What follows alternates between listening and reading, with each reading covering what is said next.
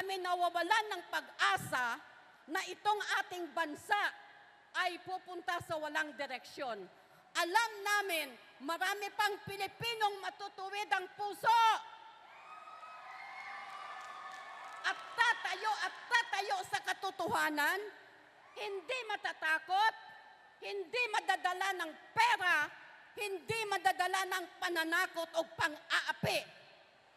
Kaya yan, ini-introduce namin sa inyo ang aming mahal na pastor.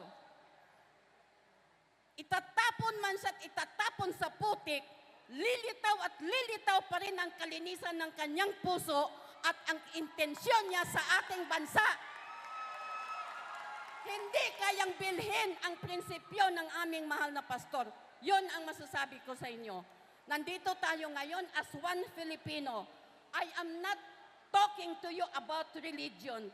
This is not an issue of religion.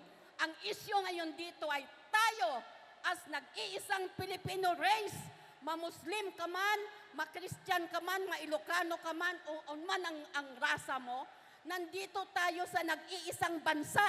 Panay tayo Pilipino. Pagdating sa pamamahala ng ating bansa, hindi religion ang basihan. Ang basihan ay ang matinong puso ng ating leader.